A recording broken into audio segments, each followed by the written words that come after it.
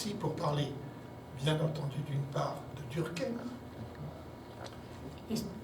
Si nos escuchan bien, bueno, buenas tardes, estoy muy feliz de haber sido invitado aquí para hablar con ustedes acerca de Durkheim. Et d'autre part, de points qui sont en généralement assez peu traités quand on travaille Durkheim ou quand on suit des cours sur Durkheim. Y por otra parte, abordaré unos puntos muy pocas veces tratados acerca de Durkheim cuando se siguen clases.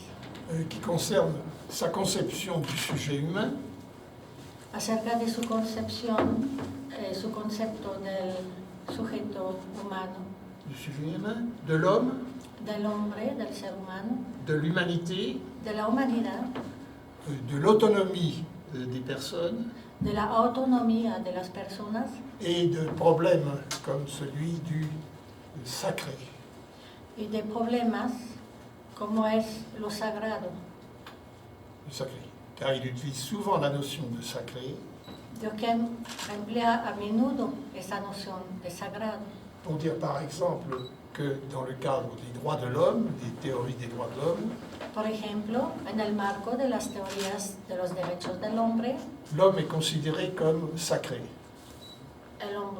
el ser humano se considera como sagrado. Qu'est-ce que cela peut bien vouloir dire? ¿Qué significa aquello? Mais ceci, je ne l'aborderai pas tout de suite, Lo abordaré no inmediatamente, parce que je voudrais quand même vous parler de la façon dont Durkheim conçoit l'éducation, debido a que deseo hablarles de la manera en la que Durkheim considera a la educación, non seulement l'éducation aux droits de l'homme, no solamente de los derechos del hombre, mais l'éducation en général, sino la educación en general, notamment ce qui est de l'ordre du pédagogique. especialmente del orden pedagógica. Il a une très belle formule. Tiene una fórmula muy bella. L'éducation consiste à La educación consiste à développer les germes d'humanité qu'il y a en nous. desarrollar este germen de humanidad que está en nosotros. Les germes d'humanité. Germen de humanidad. Hein? Bon, c'est une formule que l'on utilise assez peu souvent pour caractériser l'éducation durkheimienne. Esa fórmula es muy poco a menudo empleada para caracterizar la educación al estilo de Durkheim. Mais elle montre quand même qu'il y a quelque chose qui concerne le rapport de l'humain à l'homme en lui. Mais qu'est-ce que ça veut dire pour Durkheim? Pero muestra que algo hay que acerca de la relación del hombre, del ser humano, consigo mismo. J'imagine qu'il y a parmi vous des étudiants qui ont travaillé et suivi des cours peut-être importants sur Durkheim. Habrá entre ustedes estudiantes que han estudiado a Durkheim en sus clases. Probablement qu'ils connaîtront des choses que je dirais. Probablemente ya conocen lo que les voy a decir. De toute façon, je ne parlerai pas de la théorie des représentations collectives. No tocaré la teoría de las representaciones colectivas, De l'anomie. de la anomia. Oui. De la anomia. Je ne parlerai pas non plus des conceptions du suicide, etc. Ni tampoco de los conceptos del suicidio, etc. Ni aussi des règles de la méthode sociologique. Ni tampoco de las reglas del método sociológico. Vous connaissez pour la plupart cela. Ustedes en su mayoría ya conocen eso. Mais j'essayerai d'essayer de vous faire comprendre quelque chose qui est fondamental chez Durkheim. Voy a intentar hacer entender algo que es fundamental en Durkheim. C'est quelque chose qui est sa propre conception de l'amour du social. Se trata de su propio concepto del amor hacia lo social. Des désirs du social qu'il suspecte ou qu'il comprend chez des gens. del deseo de lo social que sospecha o que entiende en la gente et qui sont à l'origine de ces conceptions de la personne humaine, y que se encuentran en el origen de su concepto de la persona humana, de sa notion d'humanité. de su noción de humanidad. Tout cela étant chez lui très contradictoire, Todo aquello es muy contradictorio, très ambigu, muy ambiguo. et cette ambiguïté, précisément, est ce qui peut nous intéresser le plus. Esa es la ambigüedad precisamente la que puede interesarnos mayormente. Alors, je partirai dans un premier temps par parcourir un peu un livre fondamental, En un primer tiempo recorreré un libro fundamental un poco du point de vue que je viens de décrire, desde el punto de vista que acabo de mencionar, qui est l'éducation morale. el cual es la educación moral. Voilà. Alors, je partirai de certains éléments de ce livre dans un premier temps. En un primer tiempo, Ce qui me permettra d'aller assez rapidement vers le problème de ce qu'il appelle personne humaine, lo cual nos llevará con bastante rapidez hacia el problema de lo que Durkheim llama persona humana, humanité, humanidad. et je poserai à ce propos le problème de savoir dans cette personne humaine quelle est la part de ce qu'on appelle maintenant le sujet. Al respecto, plantearé el problema en esta persona humana así llamada, lo que es el sujeto. Et je prendrai deux exemples, deux cas, deux problèmes qui sont d'ailleurs dans ce livre-là, mais ailleurs aussi. Tomaré dos ejemplos del mismo libro citado y también de otros lugares. Le problème très grave de l'autonomie, El problema muy grave de la autonomía, le sujet autonome. el sujeto autónomo. Est-ce que la morale ne rend pas les gens non autonomes? ¿Será que la moral no convierte a la gente en no autónoma? Est-ce que l'autonomie n'est pas plutôt du côté de ce qu'on appelle l'éthique? Se encontrará la autonomía más bien del lado de lo llamado la ética Personnelle. la ética personal. Et je prendrai un autre cas, alors là, le cas qui a donné lieu à une polémique avec Tolstoï, Tomaré también otro caso, el caso que hizo surgir una polémica con Tolstoy, le problème des punitions, des sanctions. el problema de las sanciones. Et je montrerai à ce moment-là que la liberté, qui est le concept clé de Tolstoï, Veremos en aquel momento como la libertad, la cual es el concepto de Tolstoy, est un concept relatif, presque complètement absent de Durkheim. se encuentra casi totalmente ausente en Durkheim. Alors, il y aura toute une discussion précisément sur ce cas, sur ce problème. Habrá una discusión acerca de este problema. Et on verra comment, à partir de tout cela, Durkheim envisage la relation maître-élève dans le groupe classe. Y veremos cómo Durkheim considera la relación maestro-alumno en el grupo clase. Et je pense qu'à travers tout cela, on pourra penser un problème très important. Y a-t-il une éthique que l'on peut enseigner aujourd'hui? Et quelle éthique? De ahí se deriva un problema muy importante. ¿Existe una ética que se pueda enseñar? Y si la hay, ¿cuál es esa ética? Et qu'est-ce que, justement, les erreurs de Durkheim, quant à ces descriptions du social, peuvent nous enseigner? ¿Qué nos pueden enseñar los errores de Durkheim respecto a lo social? Alors donc, je vais commencer par quelques choses qui sont, comment dirais-je, que vous pouvez lire, que vous avez lu peut-être, mais il faut lire le Durkheim avec souvent une certaine, comment dirais-je, lucidité. Bien. Durkheim hay que leerlo con cierta lucidez. Oui. Tomaré ejemplos de Durkheim. Alors donc, voici Durkheim qui écrit l'éducation morale Durkheim escribe la educación moral au cours des années 1902, 1905, 1906, etc. en el transcurso de los años 1902, 5, 6, etc. Ça s'appelait De l'enseignement de la morale à l'école primaire. Intitulado De la enseñanza de la moral en la escuela primaria. Il est déjà un sociologue reconnu. Ya era un sociólogo famoso, reconocido. À son époque, les sciences physiques et naturelles font d'immenses progrès. En su época, las ciencias físicas y naturales ya conocían inmenso progreso. Le jeune Durkheim veut jouer un rôle dans le développement de la société. El joven Durkheim quiere tener un papel en el desarrollo de la sociedad.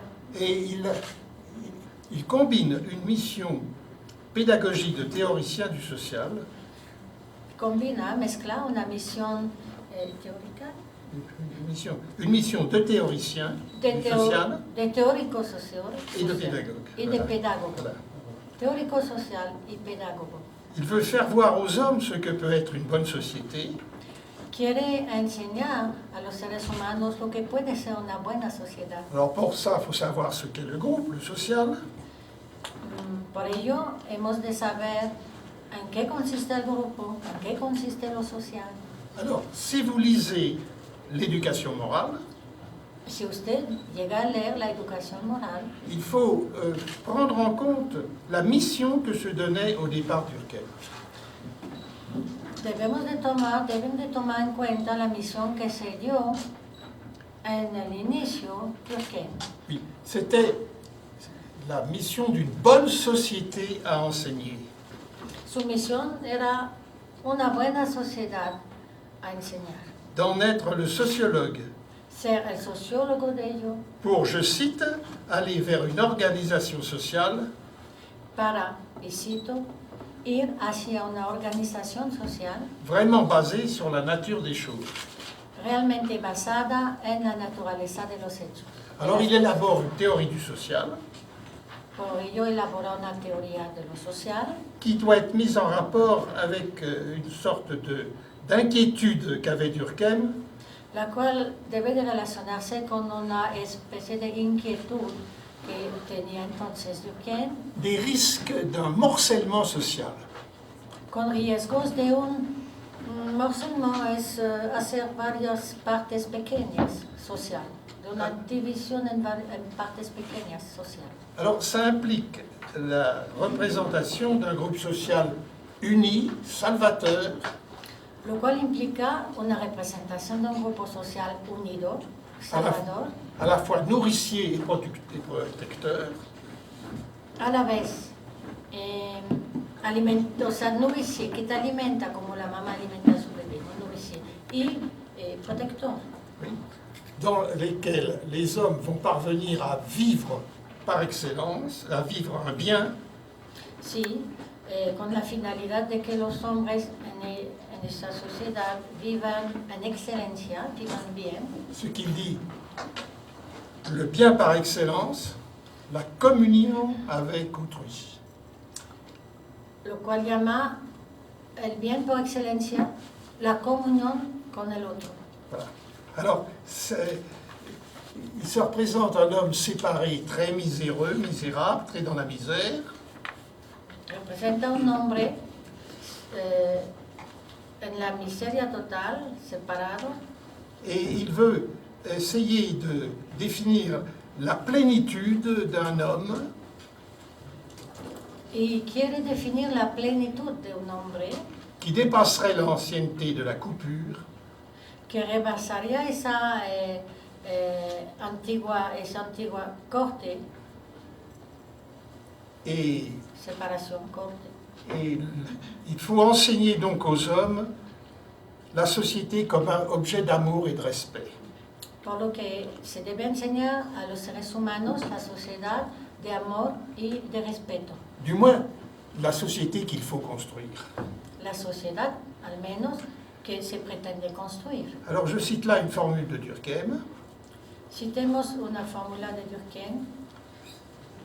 il faut que l'individu sente cette masse sociale qui l'enveloppe. Es preciso que el individuo siente esa masa social que lo envuelve Et qui le pénètre. y que lo penetra. Je cite toujours, qu'il la sente toujours présente et agissante, Que la siente siempre presente y actuando. et que ce sentiment règle toujours sa conduite.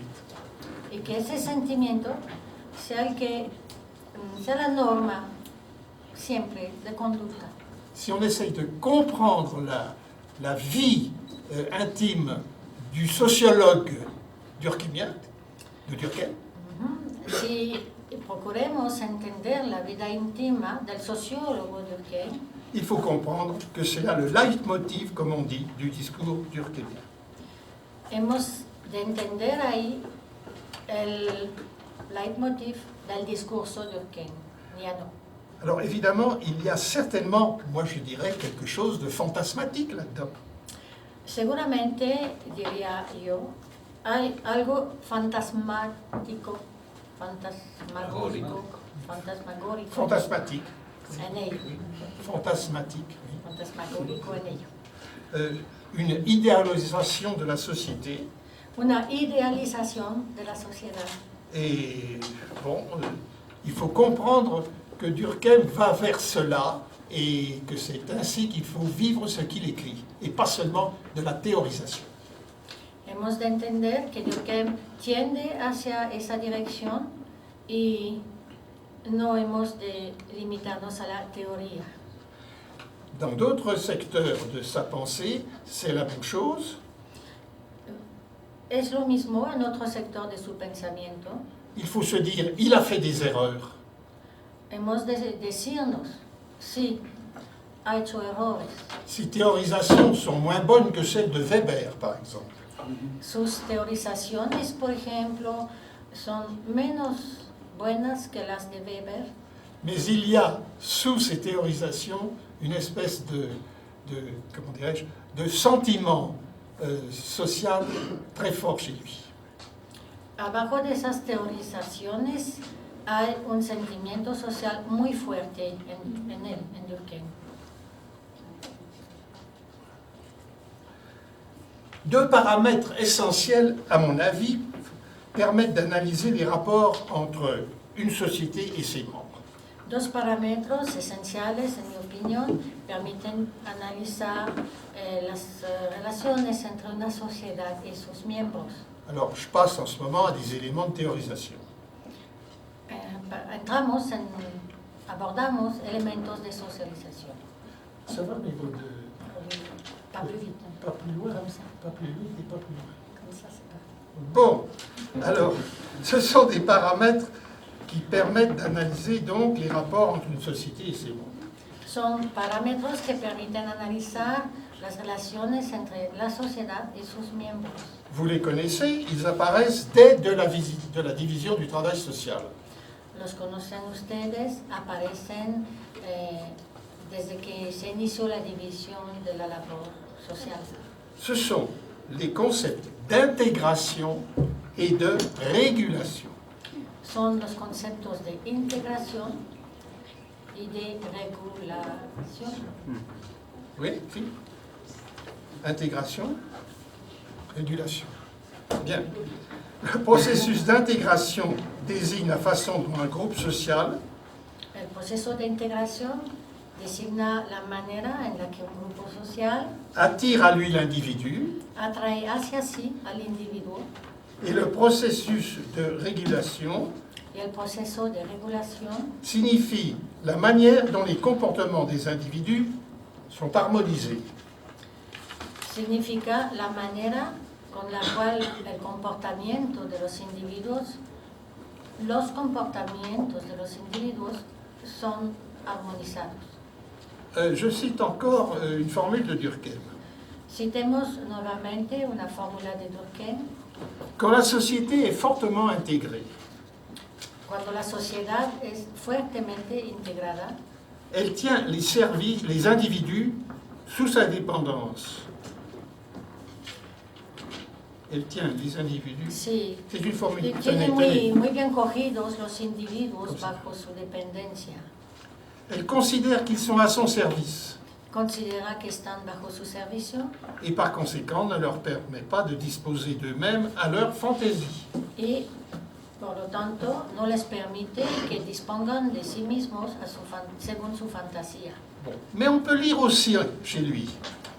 También podemos leer en él, La société n'est pas seulement un objet qui attire à soi, la sociedad no solamente es un objeto que atrae hacia sí, avec une intensité inégale, con una intensidad inigual, les sentiments et l'activité des individus, los sentimientos y las actividades de los individuos, elle est aussi un pouvoir qui les règle.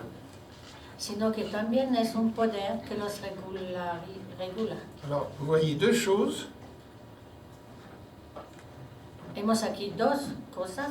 D'une part, l'intégration rapproche et attache les gens les uns par rapport aux autres. Por una parte, la integración une la gente unos con otros, Et la régulation, justement, y la regulación, precisamente, permet de trouver des règles de cette intégration. permite encontrar unas reglas a esa integración. Alors, donc, on va trouver ce concept de régulation, justement, à propos vraiment de la morale. De la morale en tant que discipline morale.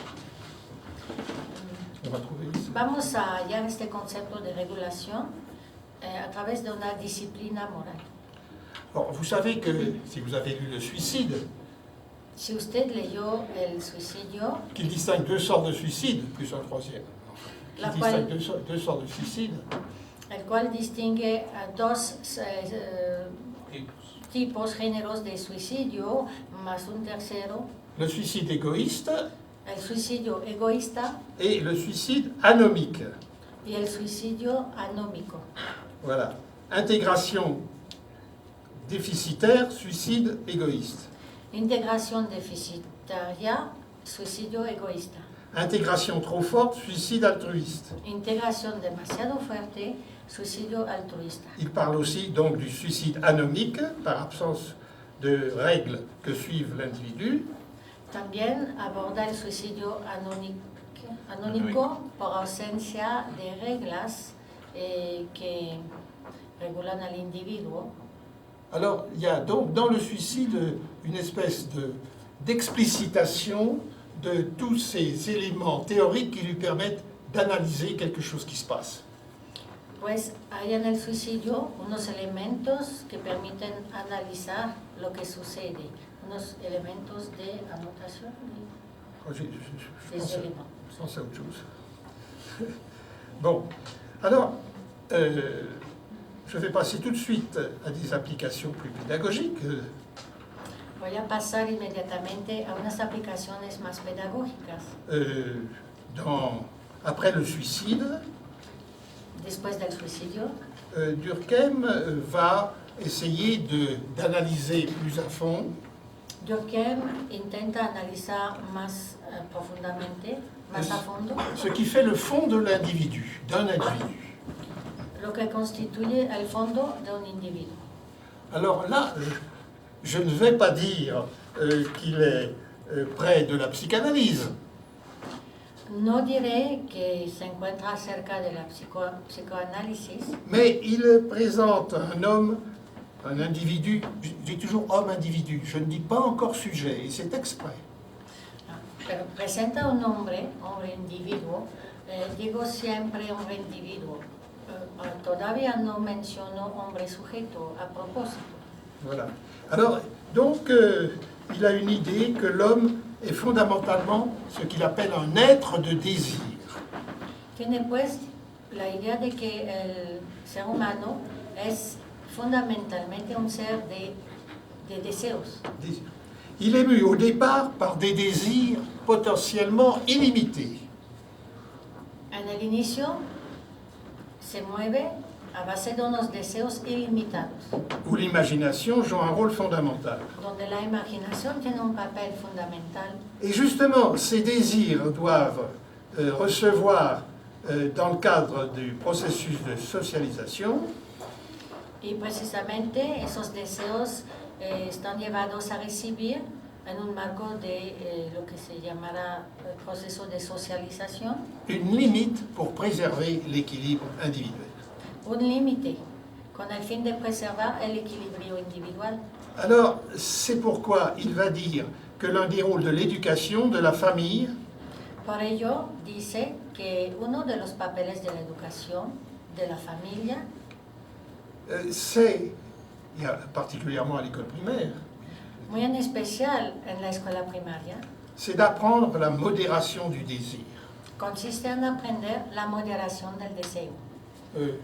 Il dit une modération salutaire. Dice una moderación saludable. Et bien entendu, l'autorité sociale va fournir des règles morales. Claro está, la autoridad social va a proporcionar unas reglas morales. Et je cite encore Durkheim lui-même, Otra cita de Durkheim, des règles qui doivent former autour de chaque humain unas reglas que deben formar alrededor de cada ser humano. il dit toujours pas de chaque sujet, Aún no menciona cada sujeto, il dit autour de chaque humain, dice alrededor de cada ser humano. une sorte de barrière idéale Una especie de barrera ideal au pied de laquelle le flot des passions humaines vient mourir. en el pie de la cual el flujo de las pasiones humanas llega a morir. Alors, si la discipline est utile, Entonces, de ser útil la disciplina, si un des trois éléments de la moralité, je n'insiste pas, mais ce sera l'esprit de discipline, si uno de los tres elementos de la moralidad, sin insistir, el espíritu de la disciplina, ça veut dire que la discipline est utile non pas seulement dans l'intérêt de la société, eso significa que la disciplina no solamente es útil en el interés de la sociedad, mais comme moyen indispensable sino que es un medio indispensable sans laquelle il n'y aurait aucune coopération régulière sin el cual no se daría ninguna cooperación regular dans l'intérêt même de l'individu. en el interés mismo del individuo. Alors, vous voyez, il y a quelque chose qui est de l'ordre à la fois d'un attachement affectif au groupe, à inventer, à trouver, à éduquer, Notemos que se encuentra algo que es a la vez en la esfera afectiva del grupo, a educar, oui, pour que chacun puisse réaliser son être, para que cada uno logre realizar son être, Son sa, être, sa son réalité, ser. sa réalité, su realidad. sa réalité. Et en même temps, il faut que la morale, que les règles morales Y al mismo tiempo es preciso que las reglas morales, en nous prescrivant de nous attacher, de nous subordonner au groupe, ou à un groupe, al prescribirnos que estemos pegados a los subordinados, ne fait que nous ordonner de faire ce qui est réclamé par la nature des choses. solo nos ordena que hagamos lo que nos ordena la naturaleza de las cosas. Et suit une belle formule encore, Otra fórmula, la morale ne fait que nous mettre en demeure de réaliser notre être. la moral solamente nos pone en Nous mettre en el demeure. estado de realizar nuestro ser. Voilà. Alors, je tenais à vous mettre en situation de sentir ce que sent lui-même Durkheim, au début d'ailleurs de sa carrière de sociologue, pour expliquer tout un ensemble de choses. Disponerlos en esa situación para que pudiese ustedes sentir lo que Durkheim en un inicio proponía. acerca de la naturaleza. Si vous lisez dans l'éducation morale, Si usted lee en la educación moral, la 6e leçon notamment, en especial la sexta lección, eh bien, le discours de Durkheim se fait vraiment fait de métaphores, il est métaphorique.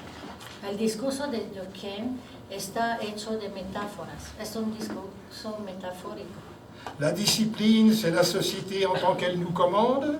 La disciplina es la sociedad en tanto que nos manda, Une autorité qui nous contient, una autoridad que nos contiene, comme un Dieu avec un grand D nous commande, como un Dios con D mayúscula nos manda, un Dieu jaloux et redouté un Dios celoso y temido, qui ne permet pas que ses ordres soient transgressés. que no permite que sus órdenes sean transgredidos. Alors ça, c'est du côté paternel, Del lado paterno, puisqu'il dit aussi que la société, c'est aussi une puissance amie et protectrice por otro lado, también nos dice que la sociedad es una potencia la mère nourricière, amiga c'est y bon ça, protectora, la madre de alimento, de laquelle nous tenons tout le principal de notre substance intellectuelle et morale. de la cual recibimos todo lo principal de la sustancia intelectual y moral. Durkheim, vous voyez, se place ici dans la perspective d'un groupe qui dit la loi, Durkheim se coloca aquí en la perspectiva de un grupo que da la ley, qui doit se faire aimer, que debe hacerse amar, qui doit contribuer à l'équilibre individuel, etc. que debe contribuir a un equilibrio individual, etc.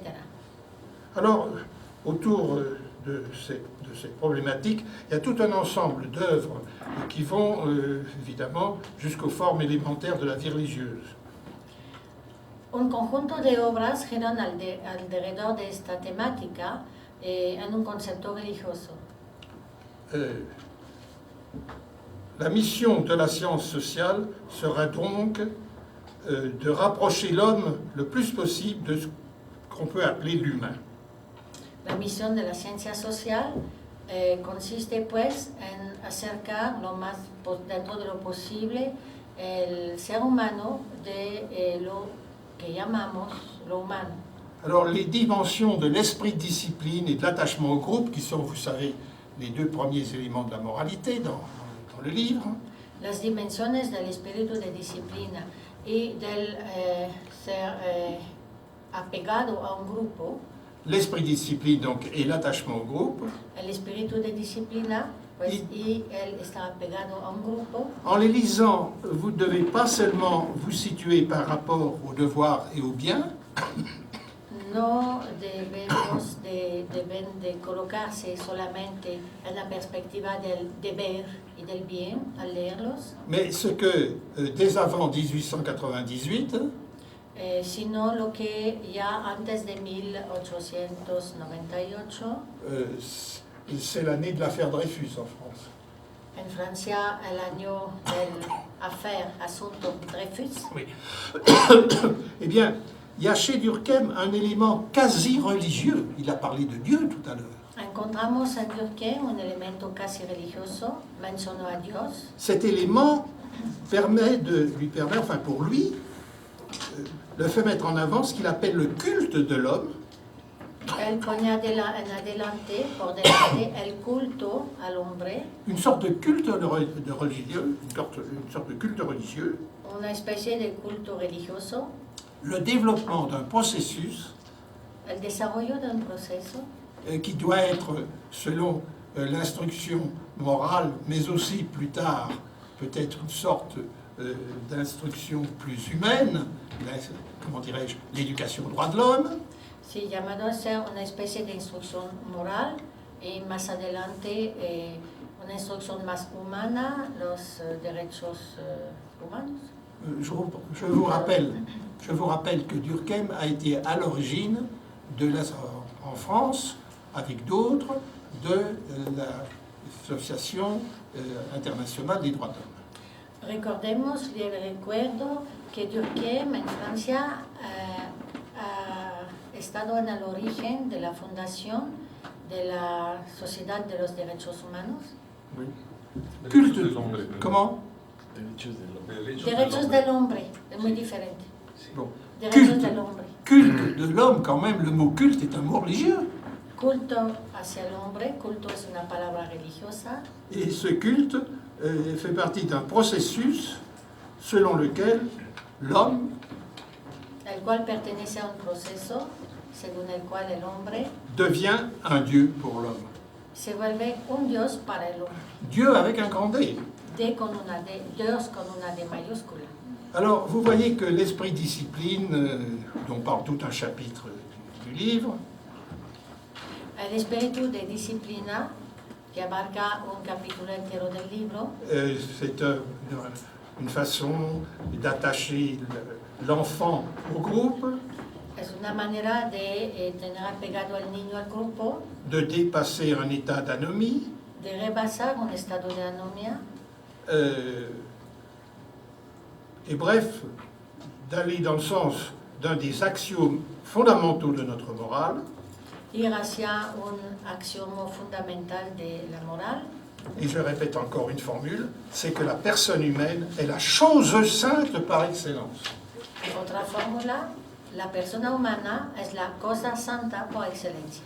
C'est qu'elle a droit au respect que le croyant de toutes les religions réserve à son Dieu. Tiene derecho al respeto que los creyentes de todas las religiones tienen reservado para su Dios.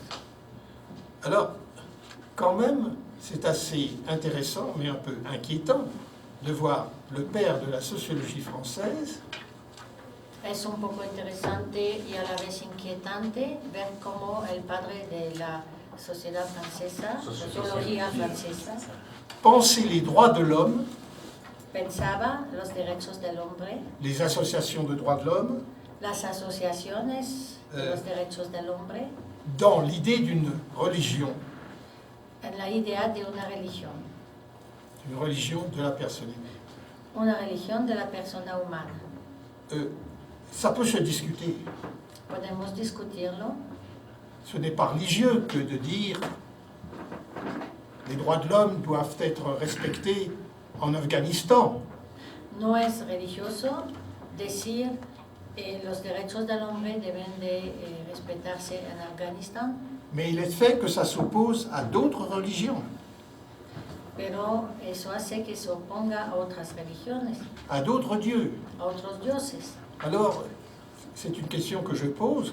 Est-ce que, comment dirais-je, les droits de l'homme, Pregunto, los derechos del hombre, que l'on appelle en langage anglais les droits humains, human rights, a los que se llaman en inglés los derechos humanos, human rights, participent ou non d'une religion de l'humanité. participan o no a una religión de la humanidad. Bon. Alors, on a trouvé là une sorte d'homme, justement, et il parle aussi de l'individu, Hemos encontrado una especie de hombre, l'homme de la déclaration, también habla de un individuo, el hombre de la declaración, une sorte d'individu enfant qui va être obligé d'avoir l'attachement au groupe et l'esprit discipline, una especie de individuo niño, el cual va a tener la obligación de estar apegado a un grupo y a una disciplina. Tout cela fait partie de ce qu'on a pu appeler le personnalisme durkheimien. Todo aquello es parte de lo que se ha llamado el personalismo durkheimiano. Déjà dans la division du travail social, Ya en la división del trabajo social, il essayait de parler d'un nouvel individualisme. intentaba hablar acerca de un nuevo individualismo. Un individualisme qui serait plus, comment dirais-je, égoïste, Un individualismo que sería, como llamarlo, más egoísta, mais un individualisme moderne pero un individualismo moderno, qui justement s'appellerait individualiste parce que, érigeant le respect de la personne humaine que precisamente se llamaría individualismo en valeur porque ultime, erige la persona humana como valor último. Bon, alors c'est ce personnalisme qui Este permet de parler personalismo que permite hablar d'un individualisme durkheimien. de un individualismo durkheimiano. Après 1895, Después de 1895, lorsqu'il eut établi que toute société sécrète une ou des religions, cuando se fue establecido que todas las sociedades secretas hacen religiones, una o más religiones, le Dieu qui symbolise aux yeux, le Dieu social qui symbolise aux yeux des acteurs la société elle-même, el Dios social que simboliza a los actores la sociedad en sí mismo, le sacré lo sagrado qui exprime le caractère transcendant du groupe, que expresa el carácter trascendental del grupo, il en vient à dire, et je cite, una citación, que c'est l'homme lui-même dans son humanité lo hace decir que es el hombre en sí, en su humanidad, qui est un nouveau sacré exclusif de tout autre. que es un nuevo sagrado exclusivo de cualquier otro. Voilà. Une petite question, est-ce que ça va le système de traduction? Je ne vais pas trop vite pour demander. Una pregunta, en toda sinceridad, ¿cómo va el sistema de traducción? Ça va? Ça va. ¿Seguimos así o alguna sugerencia? Ok, muchas gracias. Je peux continuer pour passer à un autre point de mon plan.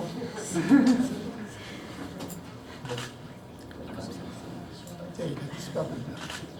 Bon, alors là, je vais vous référer maintenant, justement, pour parler de ce nouveau sacré, Ahora voy a referirles, hablando de ese nuevo sagrado, qu'il appelle l'individualisme, al que llama el individualismo, qui est en fait un personnalisme, lo cual de hecho es un personalismo, à mon avis. según yo.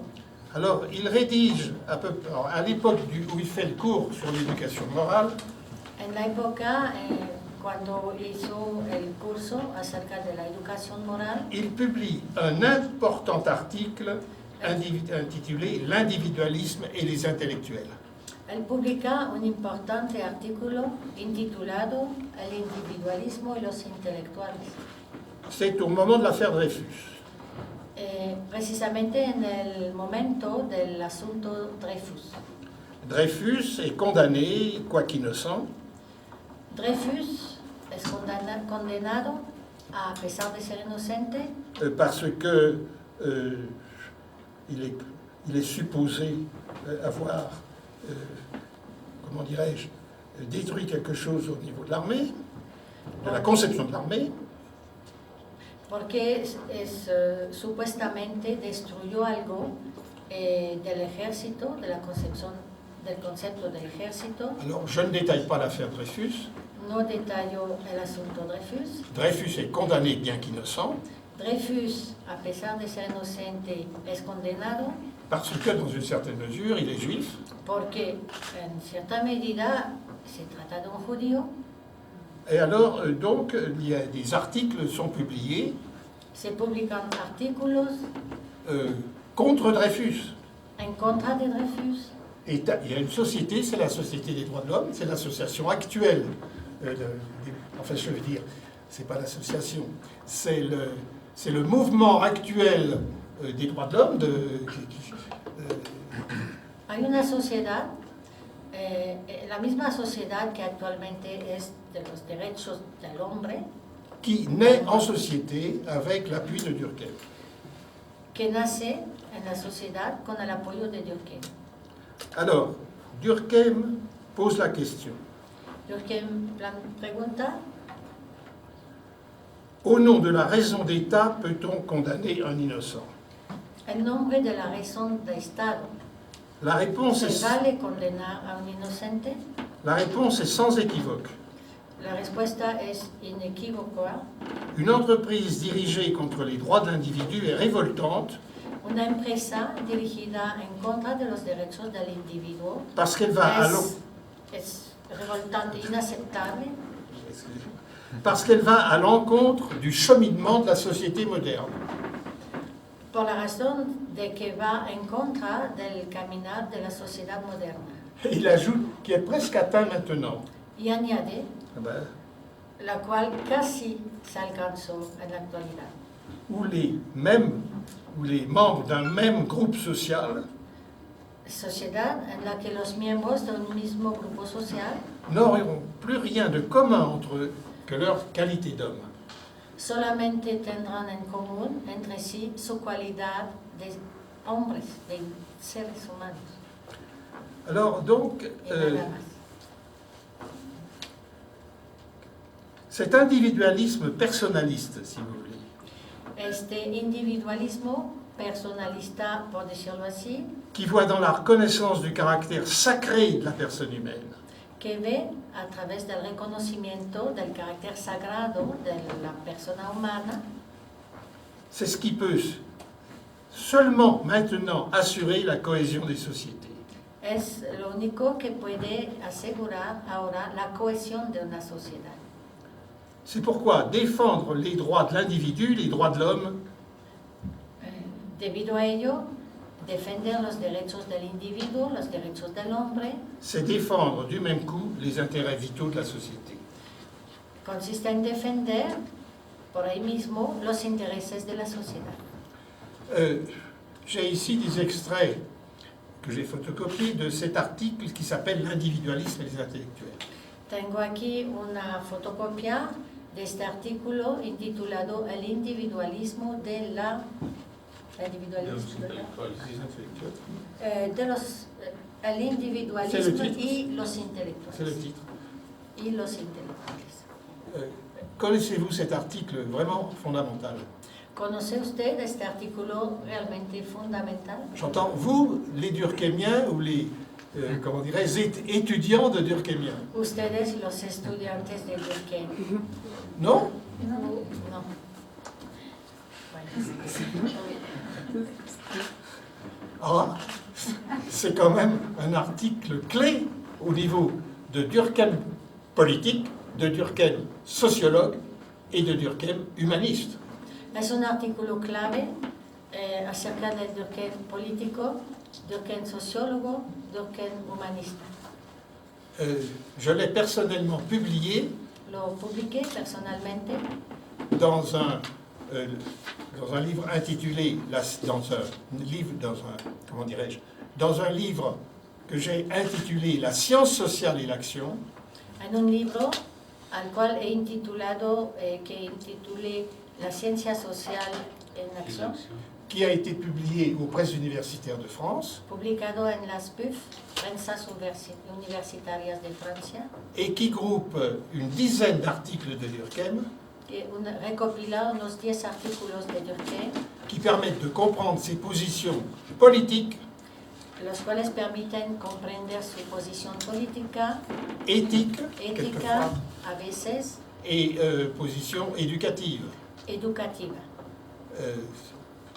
Donc la science sociale et l'action, La presse universitaire de France, El libro La prensa social y la acción, enfin, Prensa Universitarias de Francia. le titre c'est Durkheim, la science sociale et l'action, c'est vieux Durkheim. Durkheim, la ciencia social y la acción. Voilà. Alors si vous pouvez le trouver aux presses universitaires en français, Si lo consiguen en francés, trouvez le livre en le demandant aux presses universitaires de France. sí, pidiéndolo a la editorial Prensas Universitarias Oui, de c'est Francia. Certains ici peut-être pourraient envisager une traduction. Aquí podrán considerar una traducción. Algunos de Oui. ustedes aquí. C'est très... Es básico. Durkheim n'a pas écrit que 4 ou 5 grands livres ultra connus, ultra traduits. No solamente escribió Durkheim 4 o 5 grandes libros traducidos, conocidos, Mais il a publié dans des circonstances à la fois épistémologiques, politiques, publicó en circunstancias a la vez epistemológicas y políticas, des articles qui sont très importants non seulement pour comprendre sa pensée, unos artículos muy importantes, no solamente para comprender su pensamiento, le sens profond de ses écrits el significado profundo de sus escritos et de ses erreurs, y de sus errores, et bien sûr aussi, qui n'a pas été compris par exemple par un de ses collègues allemands, que no han sido comprendidos, por ejemplo, por uno de sus colegas alemanes, qui s'appelle Max Weber. Max Weber. Les objections que Max Weber m'a faites à moi en tant que Durkheim Las objeciones que Max Weber me hizo a mí, siendo Durkheim, me paraissent, dans bien des cas, une méconnaissance de Durkheim. sí, a mi parecer, en muchos casos muestran un mal conocimiento de Durkheim. Et Durkheim était beaucoup plus poli, m'a-t-il semblé, aimable, avec Max Weber. Durkheim era mucho más amable y cortés hacia Max Weber de lo que me pareció. Je ne sais pas ce qu'en pensent les témoins de la controverse Durkheim-Weber d'hier. No sé lo que opinan los testigos de esa controversia Durkheim-Weber. Bref, alors je cite une formule, encore une, de cet article. Nuevamente una fórmula, citación de este artículo. On s'achemine ainsi, c'est vous qui On s'achemine jusqu'à ce que vous arrêterez. Nos encaminamos así poco a poco a un estado el cual casi se alcanzó ahora y donde los miembros de un mismo grupo social ya no tendrán nada más en común entre sí, a no ser su cualidad de hombre, que unos atributos constitutivos de la persona humana en general. Esta idea de la persona humana, matizada diferentemente según la diversidad de los temperamentos nacionales, de la cual la única que se mantiene inmutable e impersonal por encima del flujo cambiante de las opiniones particulares y los sentimientos que despierta son los únicos que se encuentran más o menos en cada corazón. Voilà. Bon, on pourrait continuer à lire tout l'article, mais j'en ai que 2 pages de toute façon. On ne photocopie que 2 pages. Podríamos leer todo el artículo, solamente tengo 2 páginas aquí. À la fin de l'article consacré à l'affaire Dreyfus, Al final del artículo consagrado al asunto Dreyfus, entre parenthèses, Dreyfus finalement a été ensuite, comment dirais-je, innocenté, et le capitaine Dreyfus a même reçu le grade de commandant. entre paréntesis, al final el Dreyfus ha sido declarado inocente y le han conferido el grado de comandante. Bon, mais quand même l'affaire a fait grand bruit en France. Este asunto hizo mucho ruido en Francia. Et beaucoup d'intellectuels, évidemment, ont pris parti pour Dreyfus. Y muchos intelectuales, desde luego, tomaron partido a favor de Dreyfus. Voici encore une petite citation de Durkheim. Nuevamente una pequeña citación de Durkheim.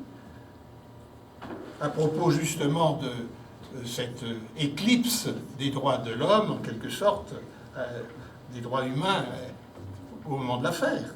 Respecto a este eclipse de los derechos del hombre en el momento del asunto. Alors il disait, une éclipse passagère un eclipse pasajero, des principes qui veulent assurer la cohésion d'une nation de los principios que pretenden asegurar la cohesión de una nación, ne peut être admise. no puede ser admitida. Encore une autre formule. Oui, ce serait un triste calcul Sería un bien triste cálculo que de renoncer pour vivre el renunciar para vivir, de renoncer à tout ce qui fait le prix et la dignité de la vie. renunciar a todo lo que hace el precio y la dignidad de la vida. Bon, alors voilà donc déjà, comment dirais-je, une espèce de présentation d'un Durkheim qu'il faut comprendre comme voulant des choses et en même temps ayant le respect d'autres choses. Il veut une société plus humaine, une société qui devienne une société pour les hommes, mais en même temps, il va parler d'esprit de discipline, d'attachement au groupe, de règles, d'unité sociale, et il va faire des erreurs à ce niveau-là. Au nom aussi d'un certain nombre comment dirais-je, d'éléments imaginaires, l'imagination d'une bonne société cohésive et qui rend les hommes heureux. Bueno, son contradicciones en el mismo Durkheim, el cual quiere obtener cosas, una sociedad extraordinaria, y a la vez se oponen, la contradicción était quoi? Se oponen con unas disciplinas impuestas, algo así.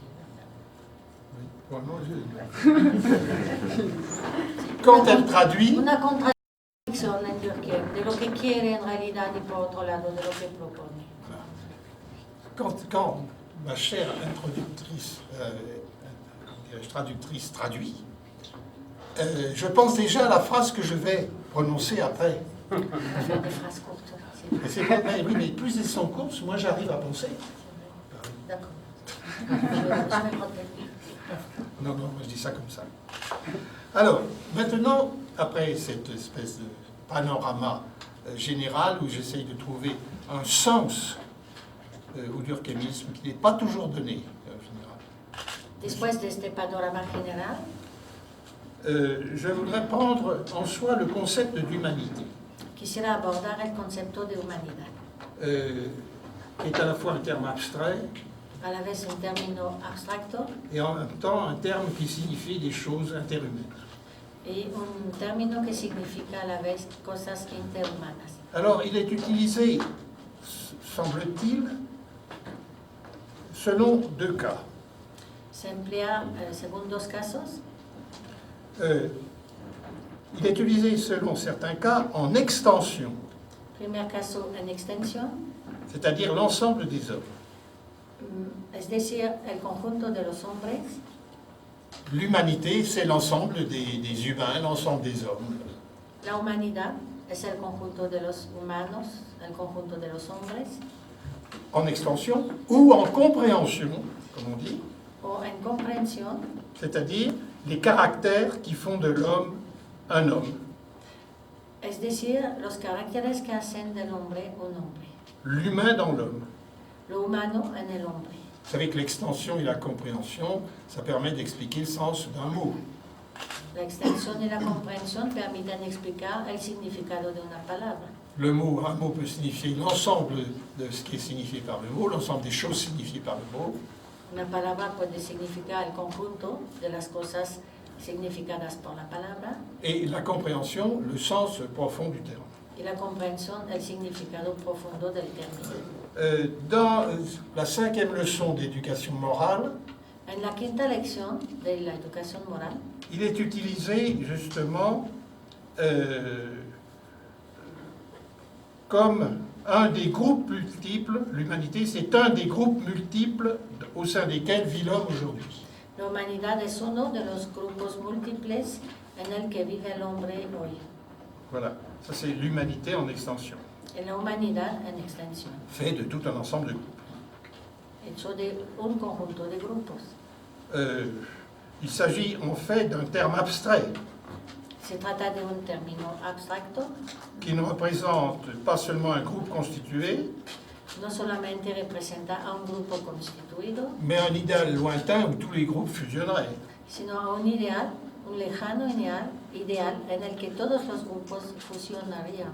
Mais en même temps, le terme humanité aussi en compréhension, En comprensión y al mismo tiempo el término humanidad il est utilisé quand l'État est dit se donner comme objectif principal es empleado cuando el Estado se da como objetivo principal, non d'être le plus fort, no ser el más fuerte, de se réaliser matériellement contre d'autres, no realizarse materialmente en contra de otros, mais de réaliser en lui ce qu'il appelle sino de realizar en sí mismo, en él mismo, lo que llama les intérêts généraux de l'humain.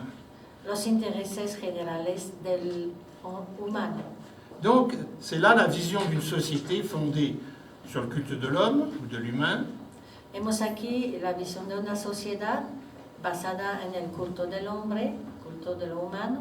et il explique aussi que l'attachement au groupe También explica que el apegamento al grupo qu'il faut enseigner aux élèves dans les écoles, el que se debe de enseñar a los alumnos en las escuelas, implique l'attachement aux autres membres du groupe, implica el ser apegado a los demás miembros del grupo et que c'est l'homme en tant qu'homme c'est à l'homme en tant qu'homme que nous devons nous trouver attachés. y que es al hombre, en tanto que hombre, al que debemos de vernos apegados. Alors, c'est là que va apparaître quelque chose de très peu compréhensible chez Durkheim, Aquí aparece algo poco comprensible en Durkheim, mais qui est intéressant aussi lorsque nous serons amenés à parler de l'autonomie éthique. sin embargo interesante cuando hablaremos de la autonomía ética, Je pense que ça ne sera pas aujourd'hui, mais dans la prochaine conférence. tal vez en una próxima conferencia. Voilà. C'est que il y a trois éléments de la moralité. Hay tres elementos de la moralidad Vous en souvenez dans l'éducation morale. Bien. en la educación moral. L'esprit discipline, El espíritu de disciplina, donc enseigner les règles et enseigner le respect des règles. por lo tanto enseñar las reglas y enseñar el respeto a las reglas, L'attachement au groupe, el apegamiento al grupo, enseigner aux enfants à aimer les autres, le groupe, etc. enseñar a los niños a amar al grupo, a amar a los demás, Bon. etc. Et puis, il y a un troisième élément de la moralité. Un tercer elemento de la moralidad, Vous le connaissez. Vous le connaissez, le troisième élément de la moralité dans l'éducation morale. usted lo conoce en la educación moral, Quel est le troisième élément? ¿cuál es? La sacralité. L'autonomie de la volonté. La autonomía de la voluntad. Voilà. Alors, ça, c'est. Je vais un petit peu vous parler de ça, de cette histoire d'autonomie de l'humanité, parce qu'elle. de l'autonomie, de la volonté, parce que elle est caractéristique de problèmes, de contradictions du Québec. Voy a hablar de la autonomía de la humanidad porque es contradictoria en el pensamiento de Durkheim. Eh bien, donc, il s'agit d'apprendre à aimer le groupe, Se trata de aprender a amar al grupo, d'être discipliné, ser disciplinado, etc.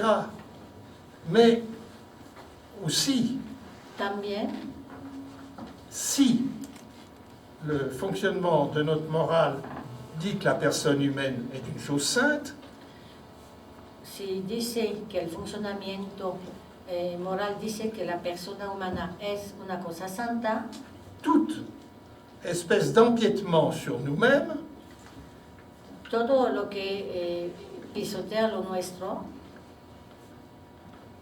est-ce que ça ne nous apparaît pas comme immoral, donc? no nos aparece pues como moral. puisque c'est une violence faite pour notre autonomie personnelle. ya que es una violencia hacia nuestra autonomía personal. Autrement dit, il faut enseigner non seulement la discipline, l'attachement, mais l'autonomie, c'est-à-dire la faculté En otras palabras, hemos de enseñar no solamente la disciplina, el apegamiento, sino también la autonomía de prendre des décisions par nous-mêmes. y la dificultad de tomar decisiones por nosotros mismos. Il faut enseigner aux élèves l'autonomie de la volonté. Se debe de enseñar a los alumnos la autonomía de la voluntad. Mais alors, est-ce qu'il n'y a pas une contradiction entre l'autonomie et cette obligation Hay una contradicción, o no es así, entre la autonomía y qui la est, obligación qui est liée à l'esprit de discipline vinculada con el espíritu de et aux disciplina règles?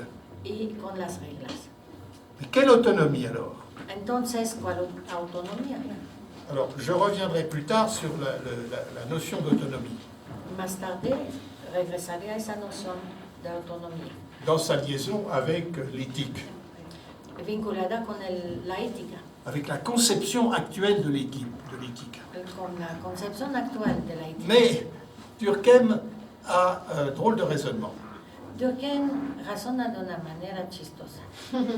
Voilà. Alors, petite encore une parenthèse, c'est que pour le chapitre, à partir du chapitre sur l'esprit de discipline, Empezando con el capítulo acerca del espíritu de disciplina, dans la deuxième partie du livre, il fait toute une, comment dirais-je, toute une théorisation pédagogique pour développer cet esprit de discipline. en la segunda parte del libro hace toda una explicación pedagógica para desarrollar ese espíritu de disciplina. Très long et très intéressant. Muy larga, muy interesante. Pour l'attachement au groupe, dans la deuxième partie, également plusieurs chapitres sur comment faire pour attacher les enfants au groupe. Varios capítulos también están dedicados acerca del apegamiento al grupo, cómo hacer que los niños estén apegados. Mais pour l'autonomie de la volonté, En cuanto a la autonomía de la voluntad, il y a le petit chapitre théorique correspondant aux deux autres, hay un pequeño capítulo teórico que corresponde a ambos anteriores, mais dans la deuxième partie du livre, rien du tout sur la pédagogie de l'autonomie. y en la segunda parte del libro nada, absolutamente nada, acerca de la autonomía. Alors c'est quand même assez étonnant. Et ça veut dire que Es muy sorprendente. Durkheim était probablement en difficulté. Y Durkheim probablemente tenía alguna dificultad. Alors là, je vous parle simplement de ce que raconte Durkheim sur l'autonomie de la volonté, ce qu'on peut en penser dans la première partie du livre. Bien, lo que les platico se refiere a la primera parte del libro, de lo que Durkheim puede pensar de esa autonomía, en la primera parte solamente del libro. Alors, la solution du problème qu'il pose, contradiction entre autonomie d'une part et acceptation de règles et de contraintes, La solución a la problemática entre autonomía por una parte y aceptación de las reglas por otra parte, d'une antinomie possible entre obligation et autonomie, ça veut dire liberté. antinomía entre obligación y autonomía, lo cual significa libertad. Alors, qu'est-ce qu'il faut faire? ¿Qué hemos de hacer entonces? La solution de Durkheim réside dans le contenu qu'il veut donner dans le domaine de la morale. La solución aportada por Durkheim se encuentra en el contenido que quiere dar a la moral à la notion d'autonomie. y a la noción de autonomía. Autrement dit, l'autonomie ne nous est pas donnée d'avance. La autonomía no nos es dado anticipadamente. Chez l'individu, elle est liée au processus de compréhension chez l'individu, chez l'élève. En el alumno está vinculada con el proceso de la comprensión. Elle est liée donc un processus d'intelligence raisonnée un proceso de inteligencia razonada du sens même de l'allégeance aux normes groupales. en el sentido mismo de la pertenencia al sentido grupal. Alors il fait une espèce de comparaison avec la science. Compara con la ciencia. Par la science, nous parvenons à une autonomie par rapport au monde physique. A través de la ciencia alcanzamos una autonomía en relación con el mundo físico. Eh bien, de la même façon, De la misma manera, la connaissance chez l'individu du sens des normes el conocimiento en el individuo del significado de las normas, de sa volonté d'un consentement en raison, de su voluntad, de su consentimiento en razón, d'une acceptation éclairée, de una aceptación iluminada, voire même dans les époques de crise, de sa volonté d'un combat incluso en las épocas de crisis, de su voluntad pour que les valeurs ultimes soient effectivement mises en œuvre. para que los valores últimos estén efectivamente puestos en obra. Eh bien, c'est la seule autonomie à laquelle nous puissions prétendre. Es la única autonomía a la que podemos aspirar. Voilà. Alors, cette autonomie est quand même une autonomie qui est assez curieuse. Je suis autonome dans la mesure où j'accepte de comprendre pourquoi il faut que je sois discipliné et attaché au groupe. Es una autonomía chistosa. Soy autónomo en la medida en que acepto el por qué debo de estar apegado, disciplinado, apegado al grupo. Alors, ce qui est étonnant, c'est qu'actuellement, un sociologue anglais Un sociólogo inglés actualmente, qui s'appelle Watts Miller, Watts, como las Watts, W-A-T-T-S. dans un livre qui s'appelle Durkheim, Morals and Modernité, En su libro, Durkheim, Morals and Modernity, oui, Durkheim, la morale et la modernité, eh bien, il a repris ce concept de Durkheim en disant qu'il était très bien. retoma ese concepto de Durkheim y además lo encuentra muy bien. Oui, ce concept d'intelligence de la morale. En lo que se llama la inteligencia de la moral. Voilà, c'est ça l'autonomie. En eso consiste la autonomía. Eh bien, Watts Miller, que j'ai entendu d'ailleurs parler de cela il y a quelques années en Angleterre, Al que oí hablar de ello hace algunos años en Inglaterra, où il y a une association importante des amis de Durkheim. en donde hay una asociación importante de los amigos de Durkheim. Il a écrit ce livre et je l'ai entendu, comment dirais-je, exposé. Watts Miller escribió este libro y yo Exposé. escuché a Watts Miller exponer su exposer cette esta interprétation. interpretación de su libro. Alors, je vous l'ai dit si cela vous intéresse en passant. Il appelle cette autonomie, qui est une intelligence de la morale, une autonomie procédurale et non pas substantive. Llama a esa autonomía una autonomía procedural y no sustantiva. Elle implique une acceptation rationnelle des valeurs, Implica una aceptación racional de los valores, un processus fait de procédures, un proceso hecho de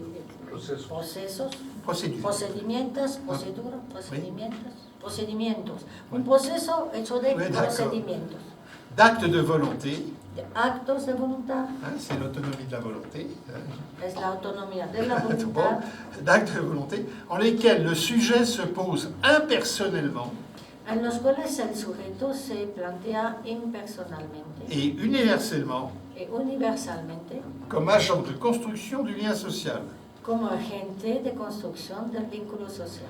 Autonomie, dit Watts Miller, Autonomía, según dice Watts Miller, c'est pas quelque chose qui est donné de fait, no es algo que ya se da de hecho, mais c'est lié à un processus où le sujet fait acte de volonté sino que está vinculado con un proceso en el cual el sujeto muestra actos de voluntad. En tout cas, Watts Miller pense que cette idée de Durkheim est intéressante. Watts Miller opina que esa idea de Durkheim es interesante. Moi, j'aurai l'occasion de développer sur l'autonomie vendredi prochain d'autres idées. El próximo viernes desarrollaré otras ideas acerca de la autonomía. Donc acceptons pour volontiers, pour maintenant, que Durkheim insiste sur le fait que c'est par l'apprentissage d'une intelligence de la morale Durkheim insiste en que es a través del aprendizaje de una inteligencia de la moral eh bien, c'est l'autonomie de la volonté qui peut se former. que se forma la autonomía de la voluntad. L'esprit d'autonomie passe par cette intelligence, El espíritu de autonomía pasa por esta inteligencia voir que dans certaines circonstances de la vie, en ciertas circunstancias de la vida. la morale ou une morale nouvelle est tout à fait forte avec un pédagogue dont il parle, Durkheim en ese momento se opone totalmente con un pedagogo del cual habla, un pédagogue qui est en même temps un grand, comment dirais-je, un grand écrivain, pedagogo al mismo tiempo gran escritor qui s'appelle Tolstoï. llamado Tolstoy. Voilà. Alors, ce qui est intéressant, c'est que justement, dans la 12e leçon En la lección 12ª de ce livre, L'éducation morale, del libro La educación moral, il parle de Tolstoï. Durkheim habla de Tolstoy. Il se trouve, je vous le dis aussi, que par ailleurs, Por otro lado, il y a eu une opposition se entre Durkheim et Tolstoï assez forte, dio una oposición bastante fuerte entre Durkheim y Tolstoy, qui a été reprise de nos jours dans plusieurs ouvrages. retomada hoy dicha oposición en varias obras. Autrement dit, les objections de Durkheim à Tolstoï ont permis aussi de poser des problèmes sur la pédagogie tolstoïenne, Esa oposición entre Durkheim y Tolstoy permitió plantear también acerca de la pedagogía de Tolstoy, Oui. proposiciones, oui, problemas. c'est ça, des livres qui ont paru justement en montrant que Durkheim aidait à comprendre Tolstoï, Mostrando cómo Durkheim ayudaba a entender Tolstoy, mais que en même temps Durkheim n'avait pas bien compris Tolstoï. al mismo tiempo Durkheim mostraba que Durkheim no había entendido bien a Alors Tolstoy. là, je fais encore allusion à tout un ensemble de problèmes. Un conjunto de problemas como trasfondo. Vous savez que Tolstoï a été un pédagogue par certains côtés. Tolstoy, por cierto lado, fue un pedagogo. Il a créé, quand il était encore jeune, En su juventud creó une école dans son domaine de Yasnaya Poliana, en Russie. una escuela en Rusia, en Yapoliana, Et il a écrit plusieurs ouvrages, plusieurs articles sur la façon dont il concevait l'éducation des enfants. y escribió varios artículos acerca de su manera, su concepción de la educación de los niños. Éduquer les enfants. Alors, Tolstoï donc était un aristocrate qui avait un magnifique domaine à Yasnaya Poliana. Un aristócrata con una magnífica propiedad en Rusia, en Yapoliana. Et avant, Era d'écrire, Tolstoy. et avant d'écrire ses livres fondamentaux, Y antes de escribir sus libros Anna fundamentales, Karénine, Anna Karenina, etc., Guerre et Paix. Guerra y Paz, Avant, il était très passionné par ce qui se passait dans le domaine de ses parents, qui est devenu son domaine. antes tenía una gran pasión por todo lo que sucedía en la propiedad de sus padres, la cual pasó a ser su propiedad. Et il avait évidemment à cette époque-là des paysans, Había campesinos en aquella época, qui étaient sous la dépendance, qui étaient un peu esclaves que dependían de Tolstoy, así un poco como esclavos, des possesseurs des terres. de los que poseían las tierras. Et donc, il y avait tout un mouvement pour libérer les classes agricoles. Surgió todo un movimiento para liberar a las clases agrícolas, Évidemment, celles qui étaient sous l'autorité de Tolstoï lui-même, las cuales se encontraban bajo la autoridad del mismo Tolstoy et antérieurement de ses parents. y anteriormente de sus padres. Alors, ces opinions, j'en dirais, à cette époque-là, une relative jeunesse, il avait dans une trentaine d'années, 20 ans, 30 ans, Tolstoy habrá tenido unos 30 años, relativamente joven. eh bien, il a dit, je vais fabriquer une école chez moi, et les enfants de mes paysans viendront à cette école. Tolstoy dijo, voy a fabricar, a crear una escuela en mi propiedad y los hijos de estos campesinos vendrán a estudiar en mi escuela. Au début, il était tout seul à faire de l'enseignement, En el inicio enseñaba solo et petit à petit, des étudiants venant de Moscou, etc., sont venus, quelques-uns, pour, comment dirais-je, pour être des maîtres de son école. poco a poco. Posteriormente llegaron unos estudiantes de Moscú, los cuales se convirtieron en maestros, en appliquant ses convictions. aplicando las convicciones de Tolstoy. Et ça a duré quand même, cela, 2 ou 3 ans. Duró 2 o 3 años. Il a fait des voyages en France, en Allemagne, pour étudier comment fonctionnaient les écoles élémentaires. Tolstoy realizó viajes a Francia, a Alemania. Ahí estudió cómo funcionaban las escuelas primarias, elementales. Il a même parlé avec des instituteurs dans des écoles de Paris. Habló con institutores, maestros en escuelas de París. Il s'est donc créé toute une théorisation de ce que devrait être l'enseignement, et notamment l'enseignement des enfants de ses serfs.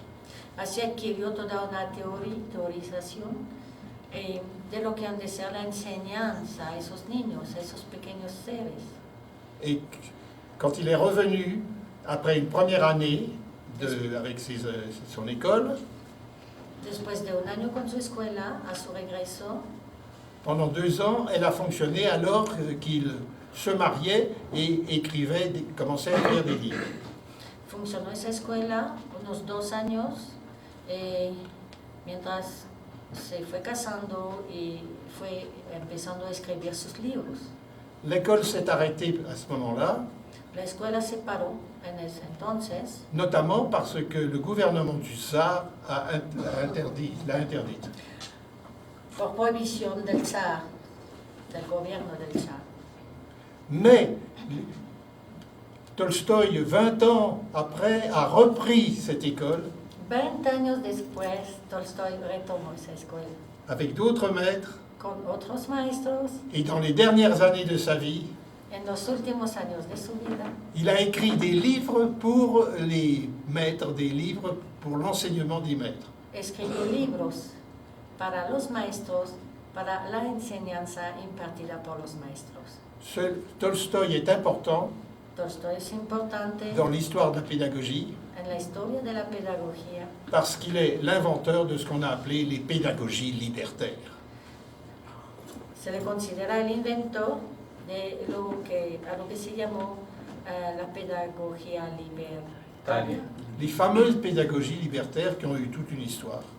las famosas pedagogías libertarias que tuvieron toda una historia Et dont certainement on enseigne en tout cas ces pédagogies-là dans l'histoire de la pédagogie. Esas pedagogías se enseñan en la historia de la pedagogía. Eh bien, Tolstoï est l'ancêtre des pédagogies libertaires. Tolstoy es el ancestro de la pedagogía libertaria. Et pourquoi? Eh bien, parce que il avait des enfants qui étaient des serfs, Porque tenía unos niños que eran unos siervos. il fallait qu'il participe au mouvement pour la liberté en Russie, Tenía que participar a favor del movimiento de la libertad en Rusia, qu'il ne se contente pas à être les fils d'esclaves, de serfs, plus exactement, que esos niños no se contenten, no basten con ser hijos de esclavos, de siervos, mais qu'ils deviennent eux-mêmes des agents de transformation comment dirais-je, vers la liberté de la société. esos niños fueron llamados a ser agentes de la transformación, de una transformación hacia la libertad de una sociedad. C'est pourquoi Por ello, le grand principe de la pédagogie de Tolstoï, el gran principio de la pedagogía de Tolstoy enseigner la liberté par la liberté. enseñaba la libertad a través de la libertad. Donc, la liberté des élèves. Por lo tanto, la libertad de los alumnos. Alors là, il décrit dans un article qui s'appelle « L'école de Yastaya Poliana en novembre et décembre », Sí, Tolstoy describe en un artículo que se llama La escuela en esa población. Ajá, en diciembre. Isnaya Poliana, ça veut dire belle clairière. Ah, bello claro. Claro, Mais c'est ça où il y a c'est pas le château, mais enfin c'est le domaine des Tolstoï. no era castillo, era un dominio, una propiedad enorme de Tolstoy. Claro, probablemente en medio de un bosque enorme, son claro, bello claro. Alors donc, les enfants étaient libres de venir ou pas. Los niños tenían la libertad de acudir a la escuela o no. Libres de travailler avec d'autres élèves ou pas. La libertad de trabajar con otros alumnos o no. Alors, etc. Alors, moi, je ne peux pas vous donner le détail, mais vous savez certainement des ouvrages qui parlent de Tolstoï. No le daré más detalles. Tendrán ustedes seguramente unos libros que hablan de Tolstoy. Et les livres sur Tolstoï, en général, font un chapitre sur la pédagogie de Tolstoï, en fait, Tolstoï éducateur. Los libros de Tolstoy suelen dedicar un capítulo acerca de Tolstoy, es el pedagogo, su pedagogía. Alors, je vous renvoie à ces livres relatifs à Tolstoï, enfin à des livres qui parlent de Tolstoï éducateur. Si quieren consultar esos libros de Tolstoy como educador, los invito a hacerlo. Voilà. Bon. Alors, Tolstoï, donc, c'est la liberté. Tolstoy, pues, es la libertad. Durkheim, c'est les règles, Durkheim son reglas. c'est suivre la discipline. Seguir una disciplina. Et la liberté ne sera pas la même No se trata de la misma libertad. dans l'optique de Durkheim, En la óptica de Durkheim, une intelligence de la morale, etc. con la inteligencia de la moral, Et pour, au contraire, Tolstoï, muy al contrario, en Tolstoy, pour qui le rapport du maître aux élèves para quien la relación del maestro con sus alumnos, ce sera de permettre le développement chez les élèves consistirá en permitir el desarrollo en los alumnos d'un esprit de liberté, de un espíritu de libertad, de vouloir être libre, de un querer ser libre, de vouloir que les autres soient libres. de un querer que los demás sean libres. Donc, il y a une contradiction avec Durkheim, Vemos aquí una contradicción entre Tolstoy y Durkheim. qui, dans 3 pages de l'éducation morale, Durkheim, en 3 páginas de la educación moral, est à la fois, comment dirais-je, assez aimable par rapport à Tolstoï, qui était une personnalité importante de l'époque. se porta a la vez amable con Tolstoy, la cual era una personalidad en aquella época, Mais en même temps, il ne comprend pas bien comment des élèves peuvent être libres dans une classe. Sin embargo, no alcanza a entender cómo unos alumnos Alors certes, pueden ser libres en una certes, clase. Durkheim n'est pas pour que le maître ait un pouvoir énorme. Durkheim tampoco está a favor de que el maestro tenga un poder enorme. Oui. Il représente par rapport aux élèves, évidemment, un pouvoir important, Representa en relación con los alumnos un poder importante, mais le maître doit savoir limiter son pouvoir. pero el maestro debe de saber limitar su Alors, poder. là, de même qu'il y a dans la 12e leçon un passage important, une dizaine de pages sur Tolstoï, En la lección 12 hay unas páginas importantes acerca de Tolstoy. je crois que c'est dans la leçon qui suit, En la lección que sigue, que Durkheim analyse les limites du pouvoir du maître. Durkheim hace todo un análisis acerca de los límites del poder del maestro. Alors là, il y a une originalité, Durkheim, Algo original que je crois on reprend dans les cours de théorie de la pédagogie. se retoma, por lo cierto, en los cursos de la teoría de la pedagogía. Il fait une description du rapport maître-élève Asistimos a una descripción de la relación entre el maestro y sus alumnos, qui, trop souvent, doit être faite en termes de rapport de colonisateur et de colonisé. muy a menudo, demasiado a menudo, hecha bajo una relación entre el colonizador y el colonizador. Oui, il écrivait Durkheim à la belle époque en France de la colonisation. Escribía Durkheim en la bella época en Francia de la colonización. Et il disait, Decía, dans les deux cas, école et colonie, en ambos casos, escuela y colonia, escribía Durkheim, dans les deux cas, des individus de culture inégale sont mis en contact suivi. en ambos casos, individuos con cultura desigual están puestos en contacto seguido. Alors il y a une relation de Con violence seguimiento, qui risque de s'établir, ou qui s'établit, con el riesgo de Está que bien. se establezca una relación de violencia, c'est que les représentants d'une culture supérieure ya que los representantes de una cultura superior se croient autorisés à violenter la culture inférieure. se creen con el derecho de violentar a la cultura inferior. À l'école, le maître appartient à un corps possédant le savoir, En la escuela, al maestro pertenece a un cuerpo que posee el saber, et les élèves ne possèdent pas encore ce savoir. mientras que los alumnos aún no poseen este D'où saber. d'où distance, décalage. De ahí un desfase. Et les maîtres sont tentés comment dirais-je, de penser qu'ils ont une supériorité morale et intellectuelle. Con una tentación para los maestros que pueden suponer que tienen una superioridad intelectual. Et Durkheim, alors là j'y reviens dans ses formulations, Durkheim, en sus fórmulas, dans la vie scolaire, dit-il, quelque chose implique à la discipline violente. en la vida escolar, algo implica a una disciplina violenta.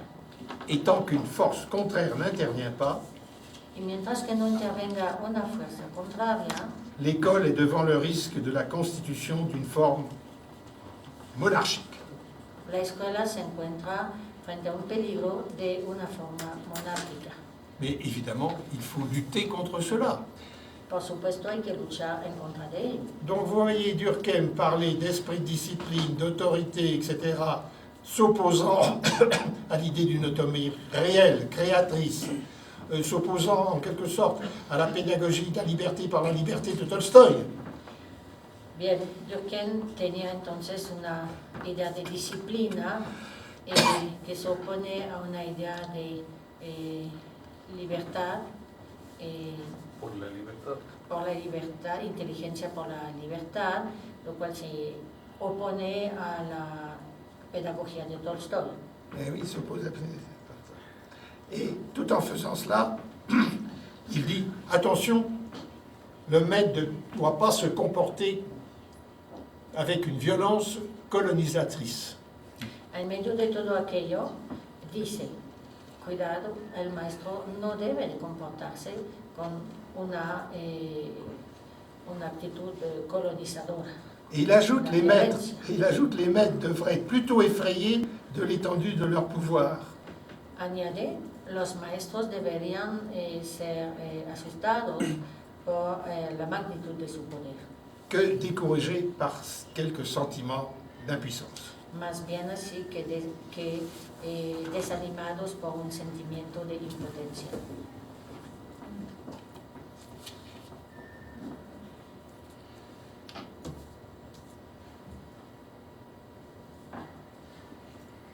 Voilà. J'en ai terminé, puisqu'il me semble que l'heure est venue. Terminé, y ya es hora, me parece. J'ai donné au début le plan de ce que j'avais l'intention de vous dire par rapport à Durkheim. Les mencioné en el inicio el plano que seguí para dar las intenciones de Durkheim. Ce que je compte faire maintenant, c'est me demander s'il y a un sujet durkheimien. Lo que ahora pido es si hay un tema durkheimiano. Qu'est-ce que veut dire cette histoire d'un sacré chez Durkheim, chez les hommes, chez les humains? Lo que significa lo sagrado en Durkheim, en los hombres, en los seres humanos. Notamment à propos du cas, de la façon dont Durkheim présente les punitions, les sanctions. En especial acerca de la manera con la que Durkheim presenta los castigos a las sanciones. En revenant d'ailleurs sur la polémique sur la punition entre Durkheim et Tolstoï. Y abordando la polémica acerca del castigo entre Durkheim y Tolstoï. Et en me demandant enfin si, avec cet esprit où la règle est la loi, Y haciéndome la pregunta si con esta manera de pensar, con la regla, donde la regla es la ley, dans le cadre d'un humain sacré, en el marco de un humano sagrado, on se trouve en présence d'une espèce de déni de la créativité des sujets en tant que sujet profond. estamos en la presencia de una especie de negación de un humano, un sentido profundo humano, Comme si, en poursuivant Durkheim, como si al perseguir a Durkheim il faudrait quand même penser aux critiques qu'on doit lui faire, se debería pensar a las críticas que le hemos de hacer pour substituer à l'éducation morale. para sustituir a la educación moral. De nos jours, ce dont nos hommes, nos individus, nos politiques, De hoy en día, de los hombres, los individuos, los políticos, ont besoin d'une éthique. necesitan una ética. Mais qu'est-ce que c'est que ça, une éthique? ¿Pero qué es una ética? La suite au prochain numéro. Ah, bueno. Voilà. Sí. Mais alors, Habrá continuez par des continuación. questions. Continuará. Vendredi prochain. Mais là, je voudrais, vendredi prochain. Vendredi prochain, c'est La séance prochaine, À quelle heure? à 11h. Vendredi prochain. vendredi prochain. Ici, aquí. El Ici. próximo viernes a las 11, Sí, aquí. es este viernes, pero ya mañana. Bueno, vamos a bien. continuar esta sesión. Il y a peut-être quand même 10 minutes pour quelques questions. Algunas preguntas. A mí me interesa mucho saber qué opina usted, Jean-Claude, sobre el concepto de autonomía de Durkheim y el concepto de autodeterminación de los pueblos indígenas que se está utilizando actualmente en algunos movimientos populares. D'autonomie peut renvoyer évidemment à différentes choses. El concepto de autonomía puede referirse a diferentes cosas. L'autonomie personnelle, Autonomía personal ce serait se donner ses propres règles, consistiría en darse sus propias reglas, ses propres lois, sus propias leyes, sa propre éthique, etc. su propia ética, etc. Idée d'une création, idea de una creación, de ses propres pensées, de ses propres sentiments, de ses propres actes. de sus propios pensamientos, de sus propios actos.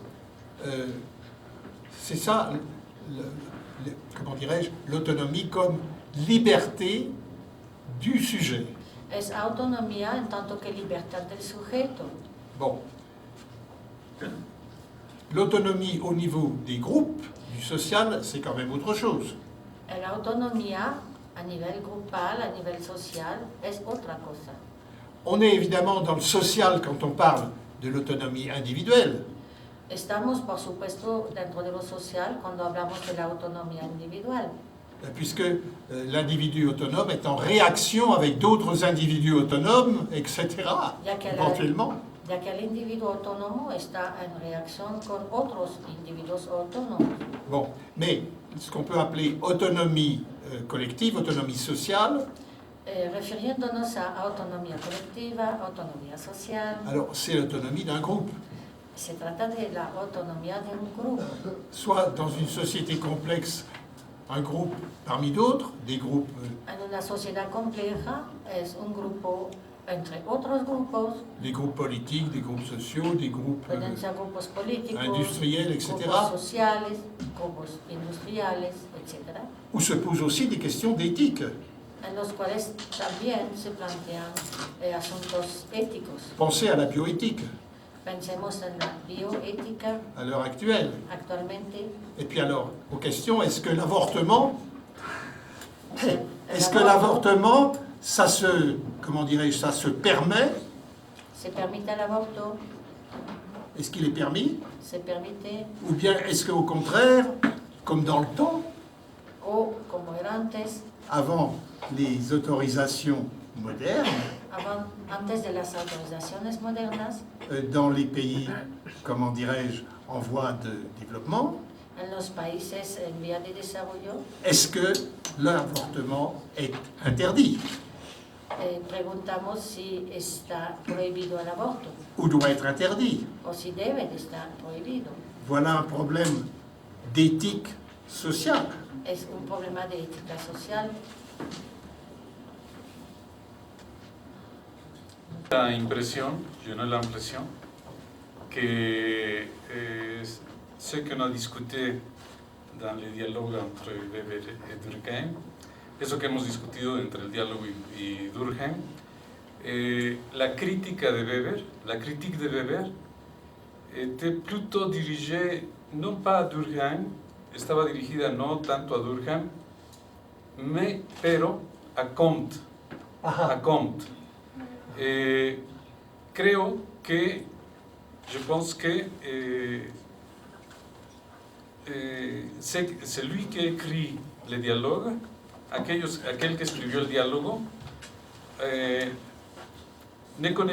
no conoce l'écrit de Weber sur le collectif, vivre en communauté, sobre lo colectivo, vivir en comunidad, que tiene Weber en sus escritos théorico-méthodológicos, qui a Weber dans ses écrits théoriques-méthodologiques, qui sont très importants, parce que là, il va vers Durkheim, mais il garde toujours une différence. Oui.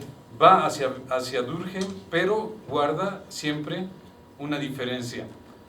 En lo que hemos mencionado aquí, es importante la relación con la diferencia entre colonizador y colonizado.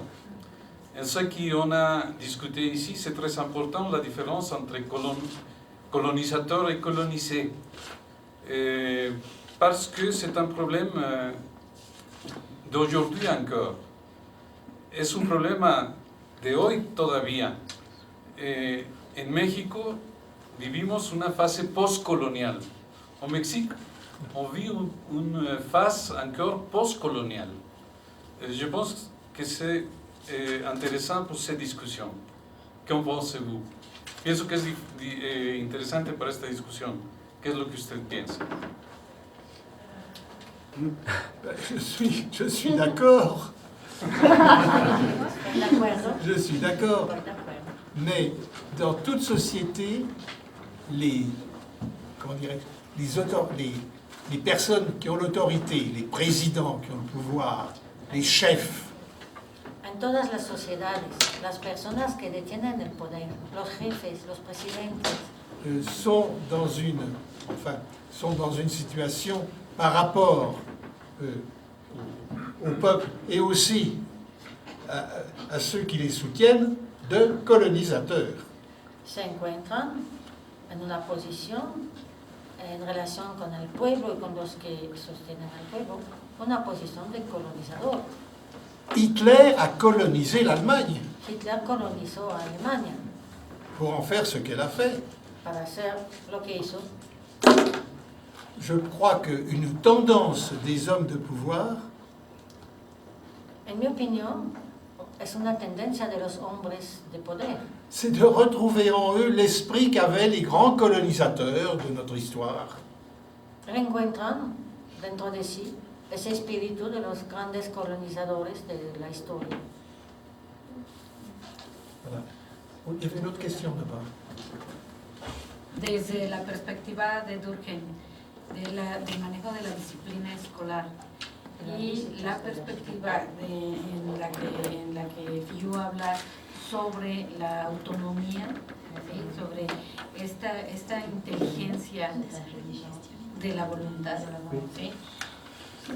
¿Son una representación colectiva de una sociedad conservadora o son una representación de un proceso civilizatorio? Je ne sais pas ce qu'il faut répondre exactement, mais ¿Qué respuesta esperaría usted exactamente? No lo sé.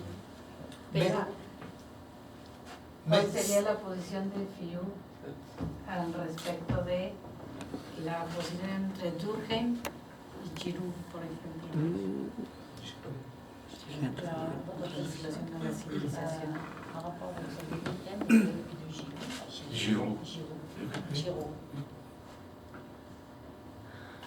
La vôtre. oui.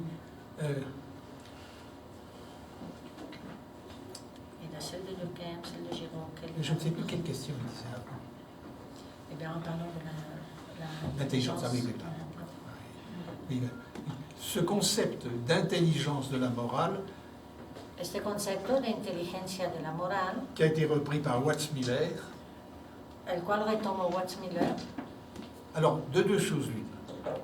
Ou bien dans l'optique durkheimienne, en l'óptica durkheimiana, quand il a l'intelligence de la morale, il devient discipliné, attaché au groupe, etc. cuando habla de la inteligencia de la moral, se vuelve disciplinado, apegado al grupo, Parce qu'il accepte intelligemment les règles. porque acepta inteligentemente a las reglas. Voilà. Bon. Mais ce concept d'intelligence de la morale peut être repris autrement. Pero este concepto de inteligencia de la moral se puede retomar y de otra manera.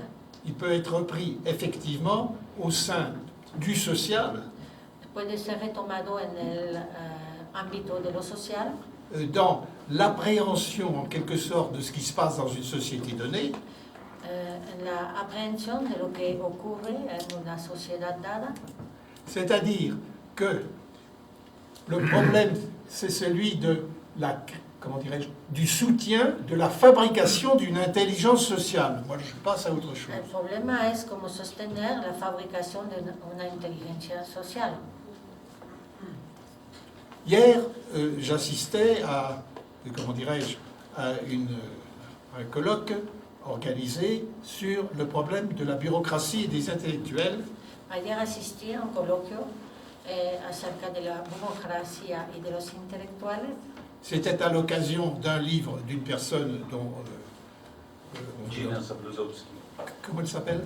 Gina Sabludowski. Gina, c'est ça. Sí, À l'occasion de son livre sur la bureaucratie et les intellectuels, así, a la ocasión del libro de Gina Sabludowski sobre la burocracia y los intelectuales, qu'il y avait des discussions entre plusieurs personnes, con discusiones entre varias personas, bon, dont celle de mon ami Luis. de las cuales la de mi amigo Luis, Et alors, à ce moment-là, véritablement, ce qu'essaye de faire, ce qu'a essayé de faire l'auteur de ce livre, Lo que intentó hacer la autora de este libro c'est un effort d'intelligence de ce que font les intellectuels, de ce que font les bureaucrates dans notre société. es un esfuerzo de inteligencia de lo que están haciendo los intelectuales, de lo que están haciendo los burócratas en nuestra sociedad, Une intelligence de la morale, una inteligencia de la moral, mais devenant une éthique du social, la cual se está convirtiendo en una, sí, en una ética de lo social et une critique des habitudes sociales. y una crítica de los hábitos sociales. Alors donc, on se trouve devant, non pas une intelligence comme ça, mais une intelligence qui se fabrique par la recherche. Y nos encontramos frente a, no es frente a una inteligencia así, de por sí, sino frente a una inteligencia que se va creando a través de la investigación. Voilà ce qu'évoque en moi votre question, mais ce n'est pas une réponse. Eso es lo que evoca en mí su pregunta, no pretendo que sea una respuesta. Autre question? Eh bien, sinon, je vous remercie. Bueno, pues muchas gracias.